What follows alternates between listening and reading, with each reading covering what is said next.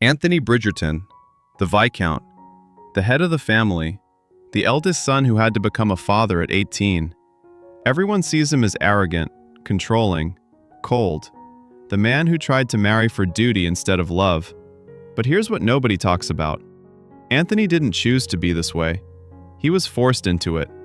When his father died suddenly, Anthony was just a boy, and overnight, he had to become the man of the house, responsible for 7 siblings, an estate, a title.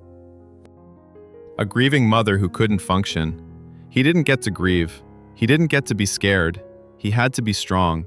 And that pressure, it never went away. This is the psychology of Anthony Bridgerton, the eldest son's curse, and why duty can destroy you just as much as it saves your family. Let's start with the night everything changed. Anthony was 18 years old. He watched his father get stung by a bee and die in front of him, suddenly, violently, without warning. One moment his father was alive, laughing, talking about the future. The next moment he was gone, and Anthony's childhood ended with him. Because when you're the eldest son in Regency England, you don't get time to process trauma. You inherit the title, the responsibilities, the expectations. And Anthony had 7 younger siblings looking at him for answers, for safety, for stability. So he buried his grief, put on the armor, and became the Viscount.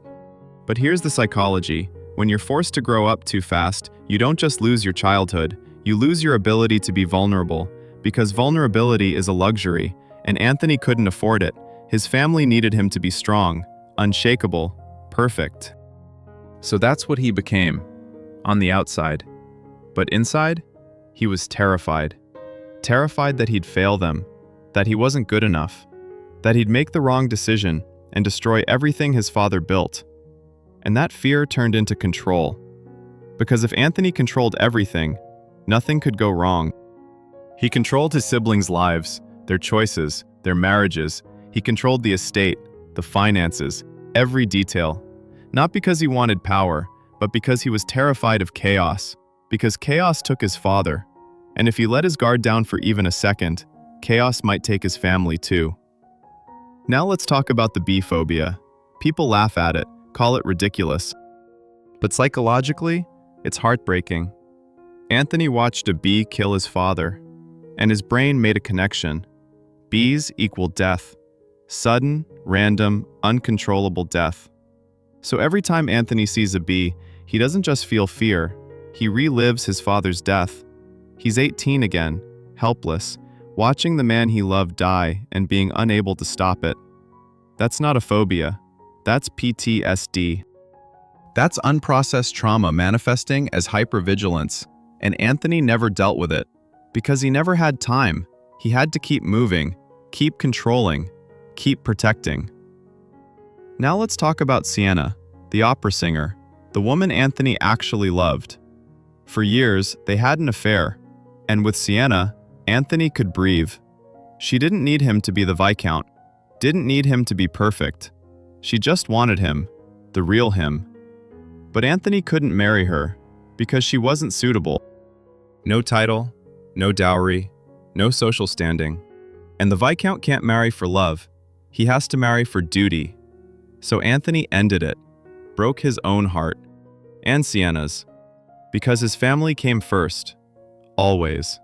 And this is the curse of being the eldest son. You don't get to choose your own happiness. You choose what's best for everyone else. And you live with the consequences. Now let's talk about season 2.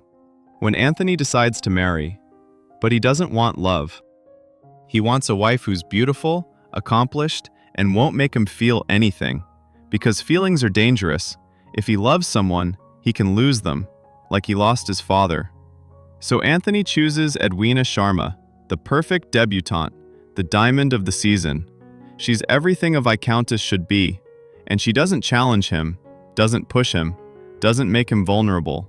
She's safe. But then he meets Kate, Edwina's older sister, and Kate is everything Anthony didn't want. She's stubborn, opinionated, challenging.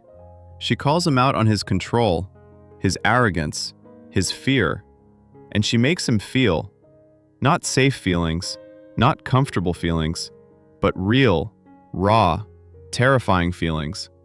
And Anthony fights it. Because loving Kate means losing control, means being vulnerable, means risking the pain of loss all over again.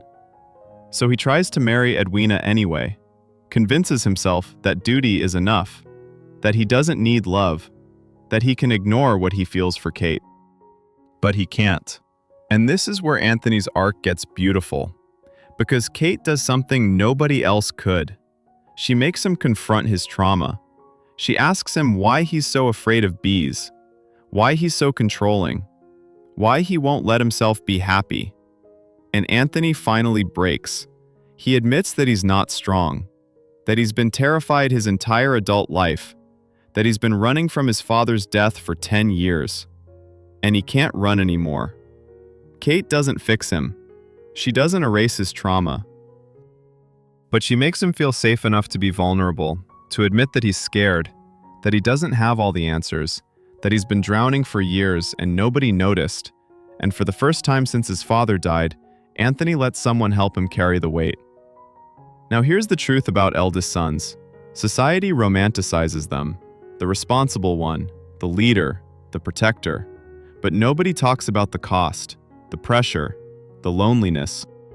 The fact that you're never allowed to fall apart because everyone depends on you. Anthony Bridgerton carried his entire family on his shoulders for 10 years, made every decision, solved every problem, sacrificed his own happiness over and over, and nobody thanked him. They just expected it, because that's what eldest sons do. They take care of everyone else, and they suffer in silence. But here's what makes Anthony's story hopeful. He breaks the cycle. He chooses love. Not because it's easy, not because it's duty, but because Kate makes him realize that he deserves happiness too. That protecting his family doesn't mean destroying himself. That he can be strong and vulnerable at the same time. And that's revolutionary, because most eldest sons never learn that. They keep controlling, keep sacrificing, keep drowning, until there's nothing left of them. But Anthony survives, not by being perfect, but by admitting he's broken, and letting someone love him anyway. So is Anthony Bridgerton arrogant? Yes. Controlling? Absolutely. Difficult? Without question. But he's also traumatized, exhausted, desperate. A boy who became a man too fast and never stopped running. And if you're the eldest son in your family, if you're the one everyone depends on, the one who always has to be strong, the one who sacrifices everything and gets no credit, this story is for you. Because Anthony Bridgerton is proof that you don't have to carry it all alone. That vulnerability isn't weakness. That asking for help doesn't make you less. And that you deserve love, not because you're perfect, but because you're human. Anthony Bridgerton, the Viscount, the protector, the eldest son who learned that duty without love isn't noble. It's just slow self-destruction. And sometimes the bravest thing you can do isn't controlling everything. It's letting go.